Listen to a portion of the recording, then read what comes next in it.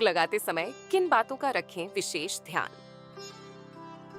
देखिए, आजकल जब हम लोग भोग लगाते समय कुछ चीज़ें भूल जाते हैं। मतलब प्लास्टिक के दोनों में, कागज़ के दोनों में हम भोग लगा देते हैं। देखिए, आपको हमेशा ध्यान रखना है, या तो चांदी का बर्तन हो या काँसे का, तांबे का बर्तन हो। अगर नहीं सामर्थ्य है तो स्टील का बर्तन हो, साफ-सुथरा धुला हुआ बर्तन हो, उसमें भोग लगाएँ। अगर आप नहीं ले सकते तो पत्तों के जो दोने आते हैं, आप उनका प्रयोग करते हुए उनमें आप भोग लगा सकते हैं। और भोग लगाते समय जैसे बोन चाइना है या मेलामाइल है, ऐसी चीज़ों का इस्तेमाल ना करें, क्योंकि इनमें जानवरों की हड्डियाँ मिली होती हैं, इनमें भोग ना लगाएँ।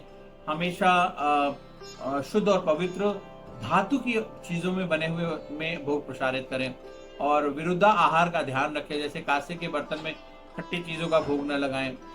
मौसम के अनुसार भोग लगाएँ, क्योंकि हमारे लड्डू गोपाल बहुत नाज़ुक हैं, और ऐसी कठोर चीज़ों का भोग ना लगाएँ जिससे उन्हें कष्ट हो। तो ये मान के चलिए कि लड्डू गोपाल साक्षात जब आएँगे और उस भोग को स्वीकार करेंगे।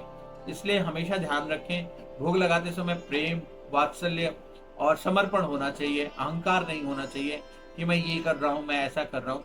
समर्पण और श्रद्धावान के साथ आप करें, तो स्वयं साक्षात श्रीहरि ठाकुर जी प्रसन्न होंगे और हम सब पर कृपा करेंगे। हमारे भोग को, जो हमारा तुच्छ भोग है, उसको महाप्रसाद बना देंगे। एक घटना आती है वृंदावन की, कि एक संत थे, वो जा रहे थे और रास्ते में एक अ मलिन जो भंगी होते हैं, जो कूड़ा करकट उठाते हैं, घरों की सफाइयाँ करते हैं, वो जा रहे थे और उसके डोलची में 4 रोटियाँ रखी हुई थी। तो संत को भूख लगी थी, उन्होंने बोला, "माँ, ये मुझे दे दो।" तो उन्होंने बोला कि ये रोटी तो मेरे पास है, आप संत हैं, ब्राह्मण हैं, आप कैसे खाएँगे? तो उन्होंने बोला कि ये रोटी आपको किसने दी? कहते, मैं किसी ब्राह्मण के घर गई थी तो वहाँ से मिला। तो उन्होंने बोला, जब ये रोटी ब्राह्मण के पास थी, तो वो ब्राह्मण की हो गई। अब तू मुझे दे दे तो ये रोटी मेरी हो जाएगी।